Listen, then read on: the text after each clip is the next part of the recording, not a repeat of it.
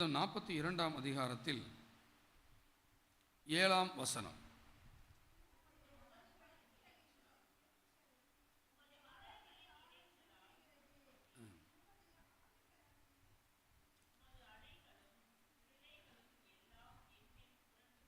ஆமென். கர்த்தர் உயர்ந்திருப்பார். சங்கீதம் 42:7 நாம் வாசித்தோம்.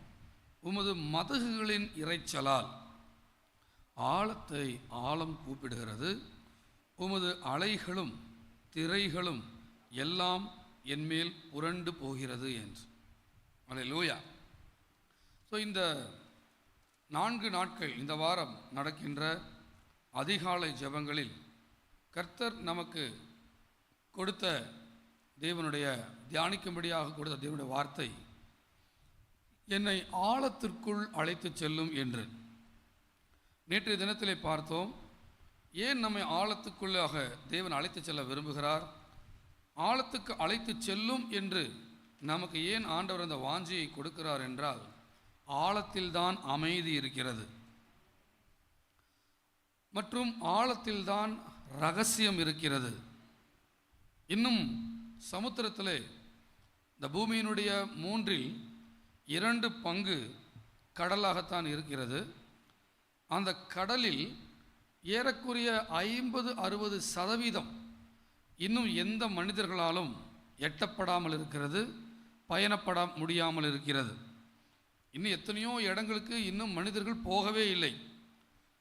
இந்த நிலப்பகுதிகள் இருக்கின்ற அந்த இடங்களை சுற்றி இருக்கிற கடல் பகுதிகளுக்குத்தான் மனிதர்கள் கப்பல்களில் விமானங்களில் சென்றிருக்கிறார்களே ஒழிய, பூமியினுடைய மற்ற பின்பகுதியாகிய கடலால் மட்டுமே சூழ்ந்திருக்கக்கூடிய இடங்களுக்கெல்லாம் விமானமும் சென்றதில்லை, கப்பலும் சென்றதில்லை, மனிதர்களுடைய எந்த ஆராய்ச்சிகளும் மனித கால் தடமே அங்கே போனது கிடையாது. அப்பேற்பட்ட சமுத்திரங்கள் இன்றும் இருக்கிறது. இவைகள் எதற்கு சொல்லுகிறேன் என்றால், இன்னும் மனிதர்களால் கண்டுபிடிக்க முடியாத லட்சோபலட்ச விஷயங்கள் இந்த பூமியிலேயே இருக்கிறது. அதனால் ஒரு நாளும் மனிதன் தன் அறிவினாலோ தன்னுடைய திறமையை மிகவும் மேன்மை பாராட்டவே முடியாது. அவன் கடவுளை விட தன்னுடைய அறிவை மேன்மைப்படுத்தி தான் பெரிய ஞானியாகவோ மனிதனால் முடியாது ஒன்றுமே இல்லை என்று சொல்லிக்கொள்ளவோ தம்பட்டம் பண்ணிக்கொள்ளவோ முடியாது. மனிதர்கள் அறியாத ஏராள விஷயங்களை கர்த்தர் சமுத்திரத்தின் ஆழங்களில் வைத்திருக்கிறார். எப்பொழுதுமே ஆழங்கள் என்றாலே அதிலே ரகசியங்கள் இருக்கிறது. அதுபோலத்தான் ஆண்டவர் நம்மையும் ஆவிக்குரிய ஆழங்களுக்குள்ளாக, அன்பின் ஆழங்களுக்குள்ளாக, விசுவாசத்தின் ஆழங்களுக்குள்ளாக, தேவனை அறிகிற அறிவின் ஆழங்களுக்குள்ளாக நம்மை அழைத்து செல்ல விரும்புகிறார். அதை வாஞ்சையாக நமக்குள் போடுகிறார். நம்முடைய உள்ளத்தின் ஆழத்திலிருந்து நம்மை சொல்ல விரும்புகிறார். என்னவென்றால், ஆண்டவரே, உம்முடைய ஆழத்திற்குள்ளாக என்னை அழைத்து செல்லும். அது மட்டுமல்ல, நேற்றைய தினத்தில் பார்த்தோம் சங்கீதம் 107:24 அவருடைய ஆழங்களில் அதிசயம் இருக்கிறது என்று. அதிசயங்களை பார்க்க விரும்புகிறவர்கள் ஆழத்திற்குள் செல்ல வேண்டும். அது மட்டுமல்ல, அவருடைய ஐஸ்வர்யம், ஞானம், அறிவு என்பவருடைய ஆழம் எவ்வளவா இருக்கிறது என்று நாம் நேரத்தில் வாசித்தோம். அல்லேலூயா. அவருடைய அறிவு எவ்வளவு ஆழமாக இருக்கிறது, அவருடைய ஞானம் எவ்வளவு ஆழமாக இருக்கிறது, அவருடைய ஆவிக்குரிய ஐஸ்வர்யம் எவ்வளவு ஆழமாக இருக்கிறது. இவ்வளவு ஆழங்களில் இவ்வளவு ரகசியங்களையும் ஞானத்தையும் அறிவையும் அவர் வைத்திருக்கிறார். ஆனால் கிறிஸ்தவர்களோ, ரட்சிக்கப்பட்டவர்களோ, ஆண்டவரை அறிந்தோம் என்று சொல்லுகிறவர்களோ வெறும் கரையிலே கால் வைத்து விட்டு போய்கொண்டிருக்கிறார்கள். அவரை இன்னும் அறிய வேண்டிய விதத்திலே அறியவில்லை. அவர் அதிசயங்களை செய்கிறவர் மட்டுமல்ல, அவருடைய நாமமே அதிசயம். இப்பேற்பட்ட அதிசயமான ஆண்டவரை, அதிசயங்களை செய்கிற ஆண்டவரை இன்னும் இன்னும் அறிந்து கொண்டால் அறிந்து கொண்டே இருக்கலாம் என்று சொல்லக்கூடிய இந்த தெய்வத்தை ஆழங்களுக்குள் செல்லாமல் வெறுமனே ஞாயிற்றுக்கிழமை ஆராதனைக்கு வந்துவிட்டு செல்வது, ஏதோ ஒரு கடமைக்காக 2 அதிகாரங்களை வாசிப்பது, ஏதோ ஒரு 3/4 மணி நேரம் ஆராதிப்பது என்று ஒரு மேம்போக்காக இருந்து கொண்டிருப்பதிலே நாம் அவ்வளவு ஆசீர்வாதத்தை அவ்வளோ மேன்மையான தெய்வத்தை கண்டுகொள்ள முடியாது. இனியாவது நம்முடைய உள்ளங்கள் ஏங்கட்டும், நம்முடைய உள்ளம் தாகத்தோடு ஏங்கட்டும். ஆண்டவரே, என்னை ஆழங்களுக்குள் அழைத்து செல்வீராக. எத்தனை பேர் என்னோட சொல்ல முடியும், நான் கரையில் நின்றது போதும், நான் ஆழத்துக்குள் செல்ல வேண்டும், ரகசியங்களை அறிய வேண்டும். ஆழங்களுக்குள் இருக்கிற விலையேறப்பெற்ற முத்துக்களை, விலையேறப்பெற்ற பவளங்களை, விலையேறப்பெற்ற மனிதர்கள் காண கிடைக்காத காரியங்களை நான் உள்ளே சென்று பார்க்க வேண்டும்.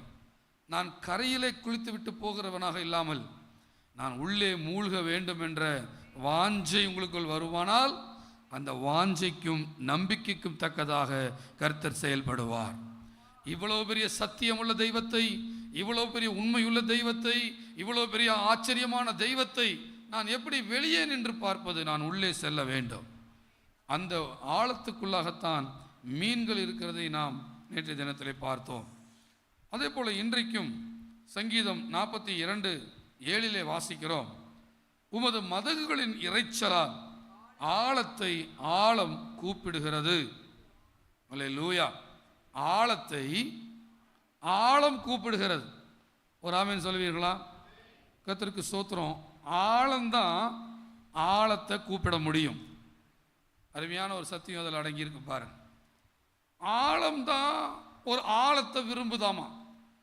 ஒரு ஆழம்தான் ஆழத்தை எதிர்பார்க்கிறது. கர்த்தருக்கு ஸ்தோத்திரம். வசனத்தை வாசிக்கிறோம், ஆழத்தை ஆழம் கூப்பிடுகிறது. இது யார் எழுதுனா இந்த சங்கீதத்தைனா? தாவீது எழுதுகிறார். இந்த சங்கீதம் எழுதப்பட்ட பின்னணி, அவர் இருந்த சூழ்நிலை, அவர் எதற்காக இந்த வார்த்தையை சொன்னார் என்பதை நாம் ஆராயும் போது ஆழத்தை ஆழம் கூப்பிடுகிறது என்றால் என்ன என்கிறது நமக்கு புரியும். இது குறித்து சங்கீதம், அதே சங்கீதத்தில் முதல் வசனத்தை வாசிக்கும் போது, மானானது நீரோடையை வாஞ்சித்து கதறுவது போல தேவனே என் ஆத்துமா உம்மை வாஞ்சித்து கதறுகிறது. இந்த சங்கீதத்தை எப்படி தொடங்குறார் பாருங்க. மானானது நீரோடையை எப்படி தேடுதாமா? ஏதோ தண்ணி கிடைக்கும், ஏதோ சர்ச்சுக்கு போகலாம், சரி ஞாயிற்றுக்கிழமை ஒரு ஆராதனைக்கு போவோம், சரி ஒரு உபவாச ஜெபம் போவோம் அப்படின்னு ஒரு கடமையை முடிக்கிறதாவோ, ஒரு போகணுங்கிறது அதை கூட செய்யாத ஆட்கள் இருக்கிறார்கள். அதை கூட செய்யாத ஆட்கள் இருக்கிறார்கள். அவர்கள் ஒரு நாளும் தேவனை அறிய முடியவே முடியாது. கர்த்தருக்கு ஸ்தோத்திரம். ஆனாலும் ஏதோ வருவோம் போகவும் இல்லாமல் மான் எப்படி தண்ணீரை வாஞ்சித்து அது கதறுகிறதோ, எப்படி செய்தாமா கதறுகிறதோ அது போலன்னு ஒரு உதாரணத்தை தாவீது அங்கே வைக்கிறார். மானானது நீரோடைகளை வாஞ்சித்து கதறுவது போல. நீரோடை எங்க கிடைக்கும்? எனக்கு எப்ப தண்ணி கிடைக்கும்? எப்போ நான் தண்ணி குடிப்பேன்?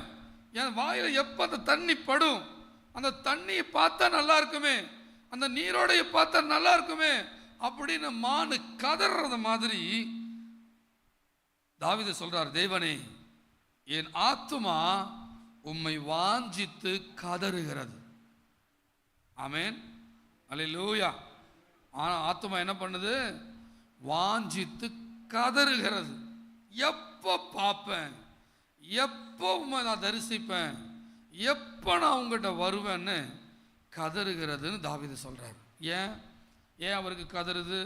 ஏன் அப்படி ஒரு தாகம் அவருக்கு வந்துச்சுன்னு சொன்னா, இந்த சங்கீதம் எழுதப்பட்ட பின்னணி தாவீதினுடைய மகனாகிய அப்சலோமுக்கு பயந்து அப்சலோம் சொந்த தகப்பனை கொல்லும்படியாக வகை தேடி அந்த நாட்டை, இஸ்ரவேல் நாட்டை அப்சலோம் பிடித்து கொண்டு அவனோடு கூட இராணுவ வீரர்களை சேர்த்து கொண்டு சிங்காசனத்திலே அமர்ந்து அந்த நாட்டை பிடித்த போது இந்த தாவீதும் அவனோடு இருந்தவர்களும் தன் ஜீவன் தப்ப, முந்தின நாள் வரைக்கும், முந்தின நிமிடம் வரைக்கும் அரசனாக இருந்தவன் இப்பொழுது ஜீவன் தப்ப அவன் ஓடி போகிறான். எருசலேமை விட்டு ஓடி போகிறான். எங்கே போய் ஒளிந்து கொண்டிருக்கிறார்கள் இந்த கூட்டத்தார் என்றால், கர்த்தருக்கு ஸ்தோத்திரம், யோர்தான் நாட்டிலே. கர்த்தருக்கு மகிமை உண்டாவதாக. 6ஆம் வசனம் சொல்லுகிறது, ஆகையால் யோர்தான் தேசத்திலும் எர்மோன் மலைகளிலும் சிறு மலைகளிலும் இருந்து உம்மை நினைக்கிறேன். எப்பொழுதுமே எருசலேமிலே இருந்தவன், தேவாலயத்துக்கு பக்கத்திலேயே இருந்தவன், தேவனுடைய வீட்டுக்கு அருகிலேயே இருந்தவன், இப்பொழுது அப்சலோமுக்கு பயந்து இந்த கூட்டத்தோடு கூட சேர்ந்து யோர்தான் தேசத்தில் அங்கிருந்து பல கிலோமீட்டர் தூரத்தில் போய் அந்த மலைகளுக்கு நடுவிலே, காடுகளுக்கு நடுவிலே குடியிருந்து கொண்டு அங்கே இருந்து வேதனையோடு, தாகத்தோடு, வாஞ்சையோடு அவன் நினைச்சு எழுதுகிற ஒரு சங்கீதம் தான் இந்த சங்கீதம். எதை நினைத்து எழுதுகிறார் தெரியுமா? அதே சங்கீதத்தினுடைய 2ஆம் வசனத்தை வாசிப்போம். என் ஆத்துமா தேவன் மேல், ஜீவனுள்ள தேவன் மேலேயே தாகமா இருக்கிறது. என்ன தாகம் பார்த்தீங்களா? நான் எப்பொழுது தேவனுடைய சந்ததியில் வந்து நிற்பேன். ஆமென் சொல்லுவோம். ஹல்லேலூயா, ஹல்லேலூயா. நான் எப்பொழுது உம்முடைய சந்ததியில் வந்து நிற்பேன். இன்னைக்கு நம்ம ஆவிக்குரியவங்களாக இருக்கிறதுனால நமக்கு தெரியும் நம்முடைய சரீரமே தேவனுடைய ஆலயம் என்று. ஆனால் அன்றைக்கு கர்த்தருக்கு ஸ்தோத்திரம், அன்றைக்கு ஆண்டவரை தேடும் இடம் என்றால் தேவனுடைய ஆலயம்தான் தேவனை தேடும் இடமாக இருந்தது. கர்த்தருக்கு ஸ்தோத்திரம். இப்பொழுது அவர் எருசலேமை விட்டு வெகு தூரத்துக்கு ஜீவன் தப்பும்படி வந்துட்டதுனால இப்போ இவர் நினைப்பெல்லாம், இவருடைய கனவெல்லாம், இவருடைய ஆசையெல்லாம் எப்பொழுது அந்த ஆலயத்துக்கு நான் போவேன், எப்பொழுது நான் அந்த ஜனங்களோடு சேர்ந்து கர்த்தரை துதிப்பேன், எப்பொழுது மறுபடியும் என்னுடைய கால்கள் அந்த தேவாலயத்துக்குள்ள போகும்னு சொல்லி வாஞ்சையோடு நான் அங்கே சொல்லுகிறதை பார்க்க முடியும். 4ஆம் வசனத்தை வாசிப்போமா? முன்னே நான் பண்டிகையை ஆசரிக்கிற ஜனங்களோட கூட நடந்து, ஒரு சபைக்கு வருகிற தோரணையை கூட தாவீது எவ்வளவு நேசிக்கிறார். ஆனா பல பேரை நான் பார்க்கிறேன், சபைக்கு உள்ள வர்ற வரைக்கும் ஊர் நாயம் அடிச்சுக்கிட்டே வருவாங்க, எது சிந்திச்சுக்கிட்டே வருவாங்க. சபைக்குள்ள வரும்போது சோதரன் இருக்கிறவங்களே பார்க்கிறேன். சில சபைக்கு உள்ள வந்ததுக்கு அப்புறமும் உட்கார்ந்ததுக்கு அப்புறமும் உலகத்தையே சிந்திச்சுட்டு இருப்பாங்க. ஹல்லேலூயா. அப்படிப்பட்டவர்கள் சபையில் என்ன பண்ணப்படுறதுன்னா தெய்வ பிரசன்னத்தில் நாட்டப்படுறது இல்லை. ஆனால் தாவீதுக்கு 1000 தலைபோற பிரச்சனை இருந்தாலும் அவன் எதில் ஜாலியாக இருக்கிறான் பாருங்க, எது அவனுக்கு இன்ட்ரெஸ்டாக இருக்குது பாருங்க, எது அவனுக்கு சந்தோஷத்தை கொடுக்குதுன்னா, முன்னே நான் பண்டிகை ஆசரிக்கிற ஜனங்களோட கூட, சபைக்கு போகிற ஜனங்களோட கூட, ஆசீர்வாத அப்போஸ்தல சபைக்கு போகிற ஜனங்களோட கூட நான் அப்படியே என்ன பண்ணுவேனாமா, நடந்து அந்த கூட்டத்தின் களிப்பும் துதியுமான சத்தம், ஹல்லேலூயா, கர்த்தர் பெரியவர், கர்த்தர் நல்லவர், கர்த்தர் ஜீவிக்கிறார் அப்படின்னு சொல்லியே ஒரு கூட்டம் அந்த ஆலயத்துக்கு வருமாமா. அந்த கூட்டங்களோடு கூட நடந்து நானும் என்ன பண்ணுவேன், அந்த சத்தத்தோடு தேவாலயத்துக்கு போய் வருவேனே.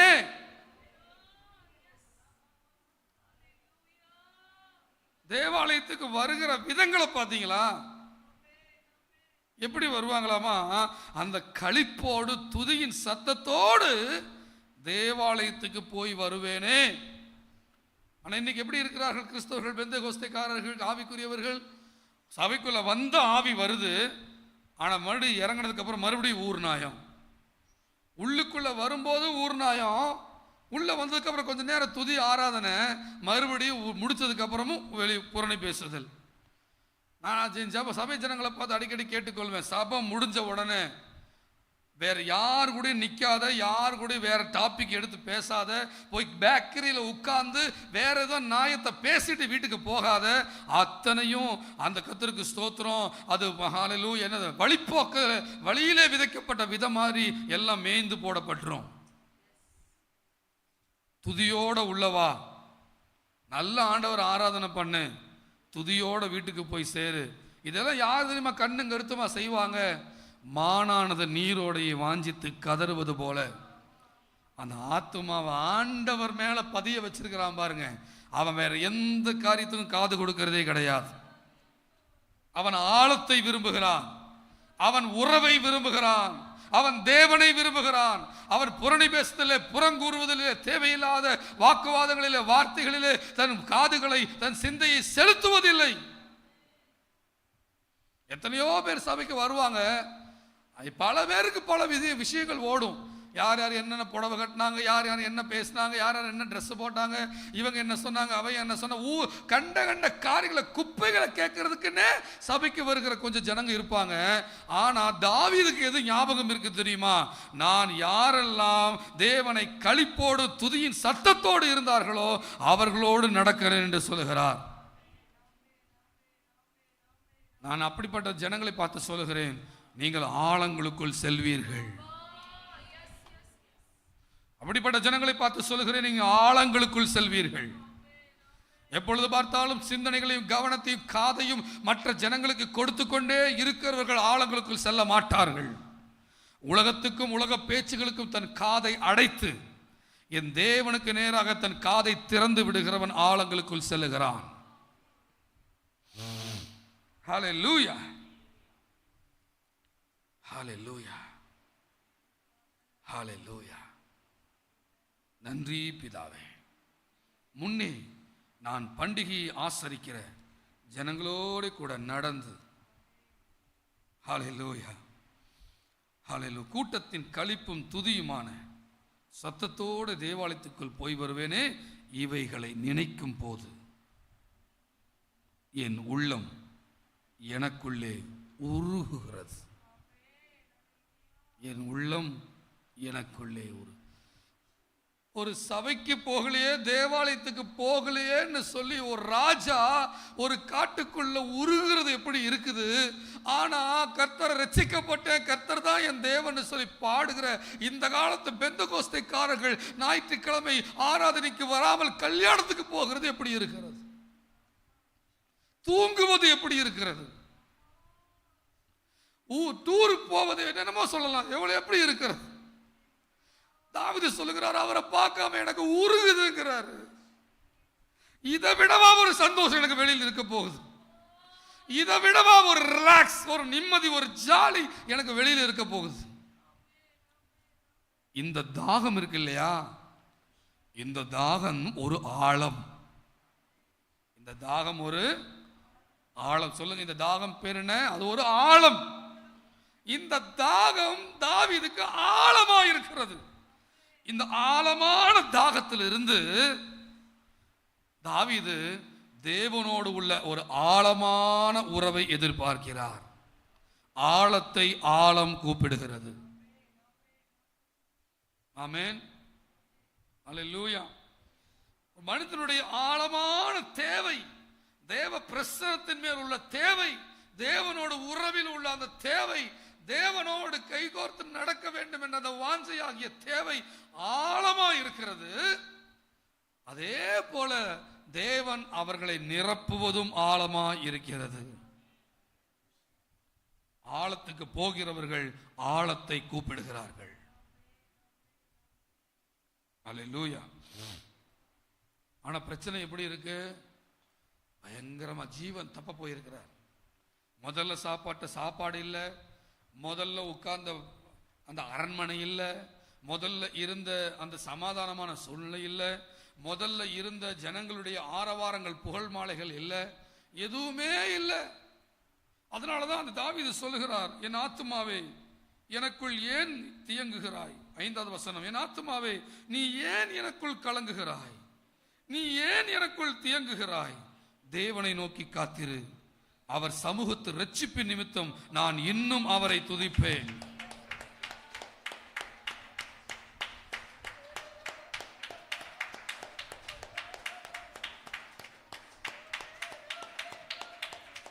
நான் இவ்வளவு ஆழமா எவனையும் யாரையும், அது எந்த உறவா இருந்தாலும் இவ்வளவு ஆழமா ஒருத்தரை நான் எதிர்பார்க்க முடியாது.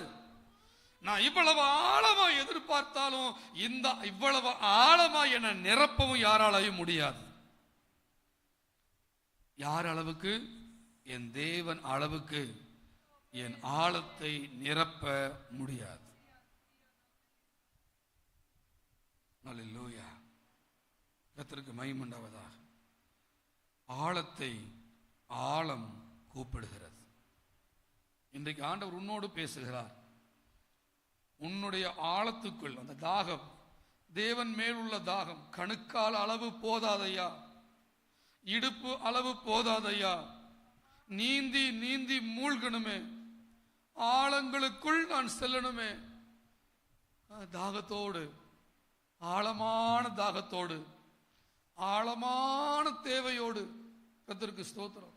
யோனாவை குறித்து சொல்லும் போது அவனுக்கு ஆழமான தேவையாக தேவன் இருக்கவில்லை. அதனால் அவன் ஆழமான இடத்துல போய் மாட்டிக்கொண்டான். அந்த ஆழத்தில் இருந்து அவன் தேவனை நோக்கி கூப்பிட்ட போது அதே ஆழத்தில் இருந்து ஒரு மீனை கட்டளையிட்டு கர்த்தர் அவனை காப்பாற்றி கொண்டு போய் நினிவேலை இறக்கினார். நான் சொல்லுகிறேன், நீ ஆழத்துக்குள் போவாயானால் உன் சத்துருக்கள் தோற்கடிக்கப்படுகிறது நீ பார்ப்பாய். நீ ஆழத்துக்கு போவாயானால் இதுவரைக்கும் நீ கண்டிராத மீன்களை அங்கே பார்ப்பாய். நீ ஆழத்துக்கு போவாயானால் இதுவரை நீ கண்டிராத ரகசியங்களை நீ பார்ப்பாய்.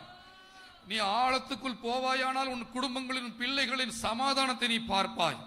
எல்லா ஓரியாட்டங்கள், சண்டைகள், போராட்டங்கள், அலைகள், அது துள்ளிகள், அது அலைகளின் இரைச்சல்கள், சத்தங்கள் எல்லாம் ஓய்ந்து போய் உன்னுடைய உறவுகள், குடும்பங்களுக்குள்ளாக ஒரு இளைப்பாறுதலை நீ பார்ப்பாய்.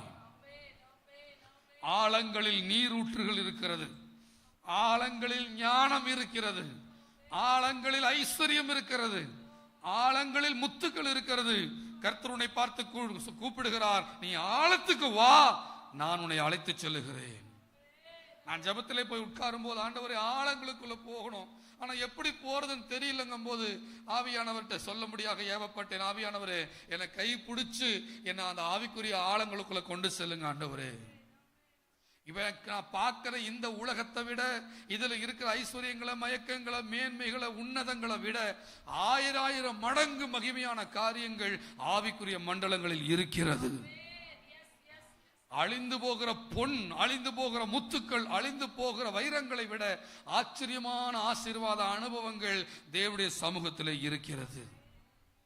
அப்ப எப்படி தேடணுமாமா? மானானது நீரோடையை வாஞ்சித்து கதறுவது போல என் ஆத்துமா உம்மேல் உம்மை வாஞ்சித்து என்ன பண்ணுதாமா? ஆராதனையில போய், ஜெபத்துல போய் என்ன பண்ணணும்? போய் கதறணும். எதுக்கு? கர்த்தருக்கு ஸ்தோத்திரம். நியாயப்பிரமாண கதறல் நான் சொல்லல, ஐயோ என்னை கை விட்டுறாதீங்கிற கதறல் நான் சொல்லல. ஹல்லேலூயா. இது என்ன கதறல்னா, இது அன்பு கதறல். ஹல்லேலூயா. இது என்ன கதறல்? உம்மை பார்க்கணுங்கிற கதறல். இது ஆவிக்குரிய ஆழங்களுக்குள்ள போகணுங்கிற கதறல். இன்னும் ஆண்டவர் உள்ள நாட்டப்படணுங்கிற கதறல். இன்னும் ஆவியின் ஆழங்களுக்குள்ள போகணுங்கிற கதறல். அப்படி ஒரு கதறல் நமக்கு வரும்னா நம்முடைய ஆழங்களில் ஆச்சரியமான காரியங்களை கர்த்தர் செய்வார். நாம் கண்களை மூடி 2 நிமிஷம் ஜெபிக்கலாம். ஆண்டவரே, இந்த ஆழங்களுக்குள்ள என்னை அழைத்து செல்லுங்க. கேளுங்க, வாய்களை திறந்து 2 நிமிஷம் கேட்டு நம்ம முடிக்க போகிறோம். கேட்கிற விதத்திலேயே ஒரு கதறல் இருக்கணும். நல்ல சத்தத்தை உயர்த்தி, ஆண்டவரே ஆழங்களுக்குள்ள என்னை அழைத்து செல்லும். சத்தம் வரட்டும், சத்தம் வரட்டும். மௌனம் டேஞ்சர், மௌனம் டேஞ்சர். அவ்வளோ மௌனமா இருக்கிறவங்கள, முணுமுணுக்கிறவங்கள ஈஸியா பிசாசு கவுத்திர முடியும். ஆனா வாயை விரிவா திறக்கிறவங்களை பார்த்து பிசாசு ஓடிடுவான். ஆண்டவர்கிட்ட கேளுங்க, நான் ஆழங்களுக்குள்ள போகணும். வாய் விட்டு கேளுங்க. இந்த மௌனம், முணுமுணுக்கிறது வேண்டாம். உங்க சத்தம் தொண்டையிலிருந்து வரக்கூடாது, உங்க சத்தம் வாயிலிருந்து வரக்கூடாது, உங்க சத்தம் வயிற்றிலிருந்து வரணும். ரொம்ப சரீரத்துக்கு சொகுசு காமிக்காத, உன் சரீரத்தை ரொம்ப அப்படி விட்டு கொடுக்காத, நல்ல சத்தம் போட்டு துதி. ஹல்லேலூயா, ஹல்லேலூயா. அடியாளத்திலிருந்து, வயிற்றின் அடியாளத்திலிருந்து ஒரு சத்தம் வரட்டும். ஆண்டவரே, நான் கதறுகிறேன், நான் கதறுகிறேன், நான் கதறுகிறேன். உம்முடைய அனுபவங்களுக்குள்ளாக அழைத்து செல்லும், உம்முடைய ஆவியின் ஆழங்களுக்குள்ளாக அழைத்து செல்லும், கிறிஸ்துவின் அன்பின் ஆழங்களுக்குள்ளாக அழைத்து செல்லும். நல்லா வாய் விட்டு கேளுங்க, சத்தத்தை உயர்த்தி கேளுங்க, சத்தத்தை உயர்த்தி கேளுங்க.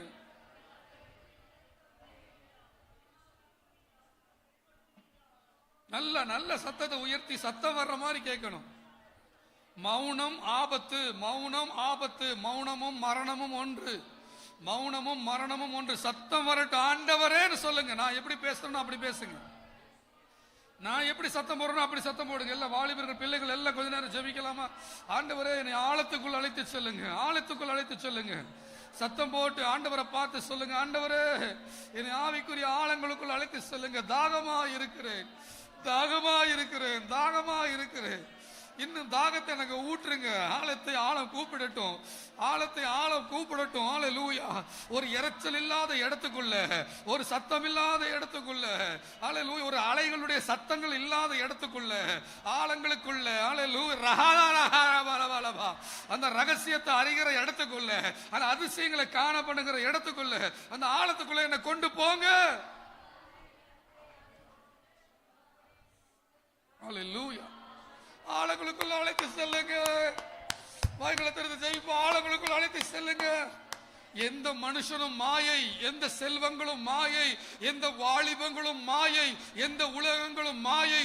நிரந்தரமானது ஆவிக்குரிய வாழ்க்கை, நிரந்தரமானது அழைத்த தேவன், நிரந்தரமானது தேவனோடுள்ள உறவு. காண்கின்ற உலகம் தேடவில்லை. ஹல்லேலூயா. காணாத பரலோகத்துக்குள்ளாக, காணாத உலகத்துக்குள்ளாக என்னை அழைத்து செல்லும் ஐயா. காணாத உலகத்துக்குள்ளாக, ஆழங்களுக்குள்ள போவோம், ஆழங்களுக்குள்ள போவோம், ஆழங்களுக்குள்ள போவோம். உள்ளே அழைத்து செல்லும். நேரம் கிடைக்கும் போதெல்லாம் துதி, நேரம் கிடைக்கும் போதெல்லாம் மகிமை, தேவன் நேரம் கிடைக்கும் போதெல்லாம் கர்த்தரை உயர்த்துகிற வார்த்தை உள்ளே அழைத்து செல்லும். அப்பா நன்றிய பிதாவே.